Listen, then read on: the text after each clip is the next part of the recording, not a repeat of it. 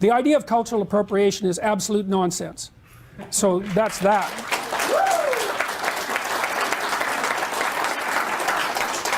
There's no difference between cultural appropriation and learning from one another.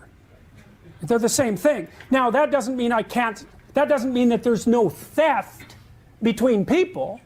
There is. You know, and it doesn't mean that just because you encounter someone else's ideas, you have an immediate right to those ideas as if they were your own. But the idea that manifesting in your own behavior some element of another culture, the idea that that's somehow immoral is insane. It's actually one of the bases of peace. You know, one of the things that the various groups of human beings that exist have to offer each other is the tremendous value of their culture.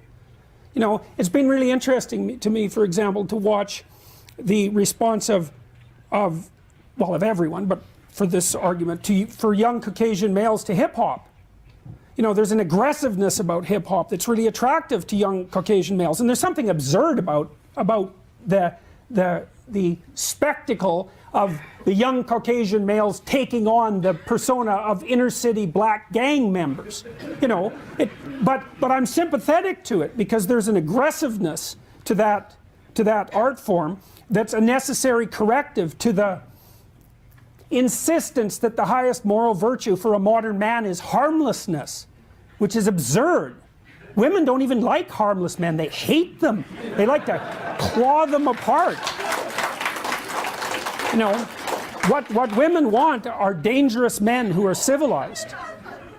And they want to help civilize them. Right? That's Beauty and the Beast. So, you know, I'll tell you a funny story, and only engineers could have come up with this because they're the only ones that have the unparalleled blindness to social convention that would allow them to discover it. So the Google engineers, I like engineers by the way, because they're very straightforward. The Google engineers wrote a book a while back called A Billion Wiccan Thoughts, which was a study of internet searches, billions of them, literally. And they were looking a lot at pornography use. And well, there's lots known about male pornography use, partly, and it's easy to understand. I mean, males are, you know, pretty visually oriented, and what attracts them to pornography is fairly straightforward. You can tell that if you look at graffiti in a men's washroom. You know, it's like 2 circles and a triangle, and the men are absolutely transfixed by it.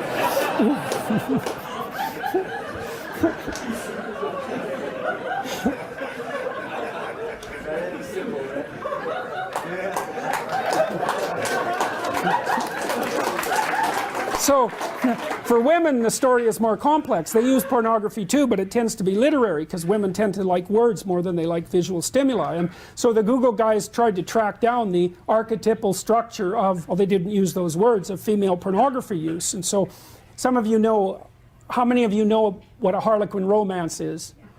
Okay, good. So those are archetypal stories, right? That's the taming of the wild man, essentially, by the desirable and virginal woman. And if you think women don't want that, then you better bloody well come up with an explanation for 50 Shades of Grey, right? Which is the most rapid-selling novel in human history, and emerged at exactly the same time that all of this noise about the absence of gender roles is being produced, you know, en masse. It's like perfect female fantasy. It's exactly archetypally correct. It's Beauty and the Beast.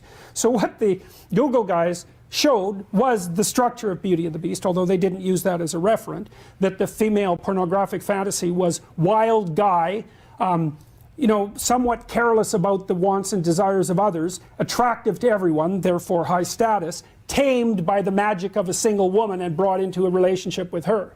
Okay, so, but here's the comical part. This just made me laugh, man. It was like, what were the 5 categories of most desirable male entity used most broadly in female pornography? Oh, it's so embarrassing. Women, you have to cover your head while I say this. Vampire, werewolf, billionaire, surgeon, and pirate.